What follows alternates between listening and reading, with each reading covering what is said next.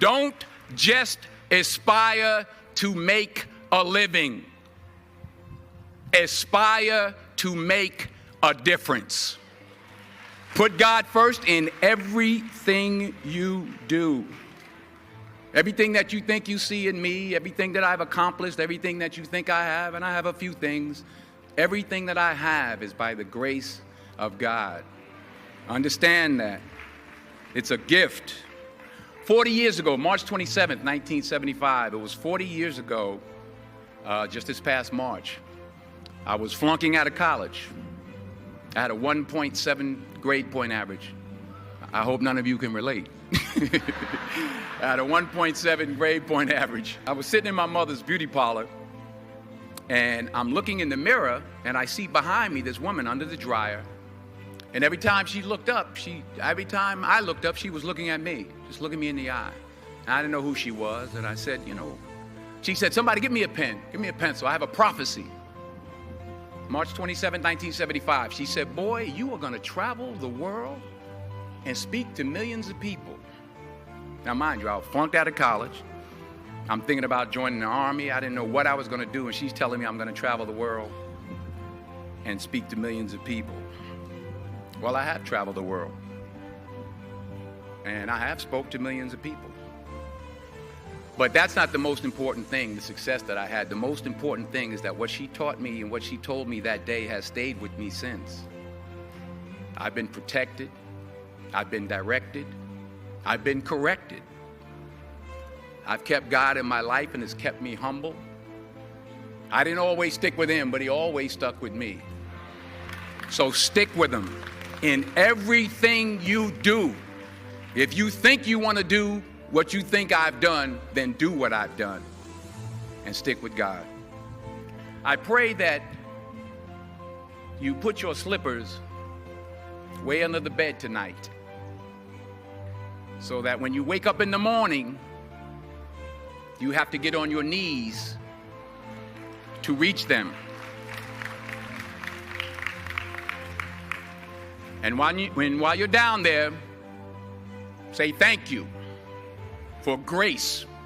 Thank you for mercy. Thank you for understanding. Thank you for wisdom. Thank you for parents.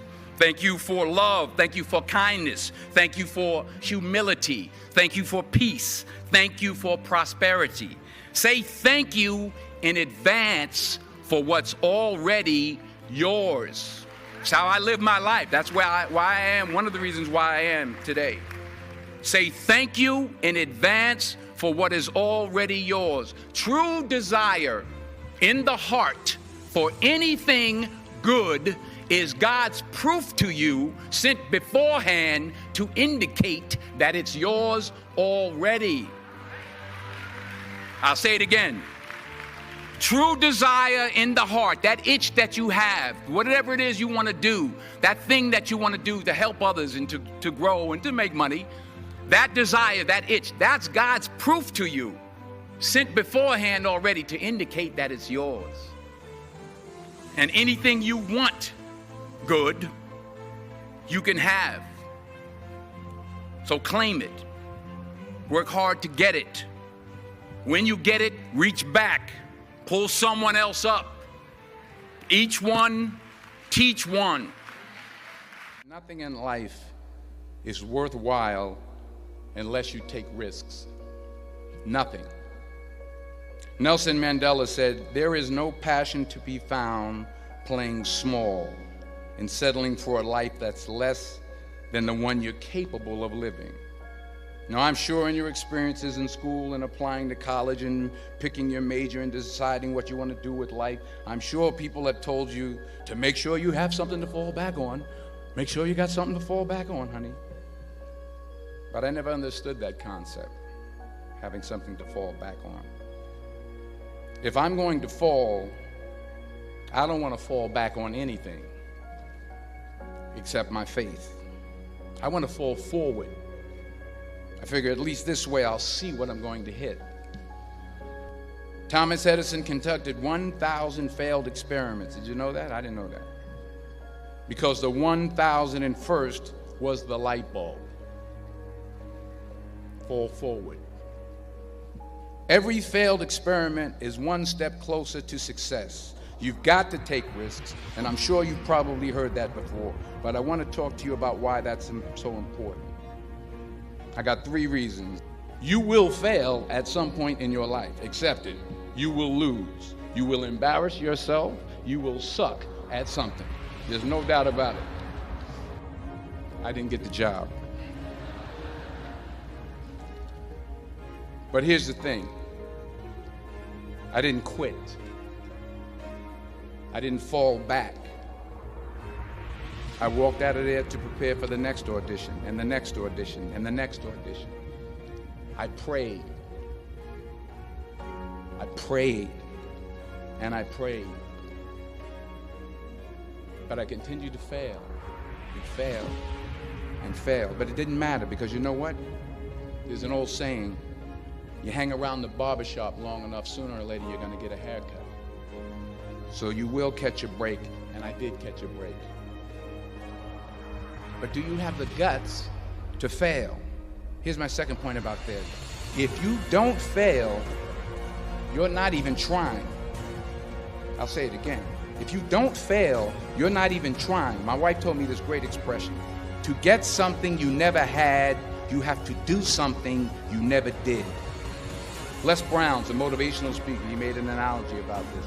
He says, imagine you're on your deathbed, and standing around your deathbed are the ghosts representing your unfulfilled potential. The ghost of the ideas you never acted on. The ghost of the talents you didn't use. And they're standing around your bed, angry, disappointed, and upset. They say, we came to you because you could have brought us to life, they say. And now we have to go to the grave together. So I ask you today, how many ghosts are going to be around your bed when your time comes? So you got to get out there. You got to give it everything you got, whether it's your time, your talent, your prayers, or your treasures. Number 2, fail big. That's right. Fail big. Today is the beginning of the rest of your life, and it can be very frightening. It's a new world out there. It's a mean world out there, and you only live once. So do what you feel passionate about. Take chances professionally. Don't be afraid to fail. There's an old IQ test, was 9 dots, and you had to draw 5 lines with a pencil within these 9 dots without lifting the pencil. The only way to do it was to go outside the box. So don't be afraid to go outside the box. Don't be afraid to think outside the box. Don't be afraid to fail big, to dream big. But remember, dreams without goals are just dreams, and they ultimately fuel disappointment. So have dreams, but have goals. Life goals, yearly goals, monthly goals, daily goals. I try to give myself a goal every day. Sometimes it's just to not curse somebody out. Simple goals, but have goals. And understand that to achieve these goals, you must apply discipline and consistency. In order to achieve your goals, you must apply discipline, which you have already done, and consistency every day, not just on Tuesday and miss a few days. You have to work at it every day. You have to plan every day. You've heard the saying, we don't plan to fail, we fail to plan. Hard work works. Working really hard is what successful people do. Remember, just because you're doing a lot more doesn't mean you're getting a lot more done. Remember that. Just because you're doing a lot more doesn't mean you're getting a lot more done. Don't confuse movement with progress. My mother told me, she said, yeah, because you can run in place all the time and never get anywhere. So continue to strive, continue to have goals, continue to progress. Number 3, you'll never see a U-Haul behind a hearse. I'll say it again. You'll never see a U-Haul behind a hearse. I don't care how much money you make, you can't take it with you. The Egyptians tried it. They got robbed. That's all they got. You can't take it with you. And it's not how much you have. It's what you do with what you have.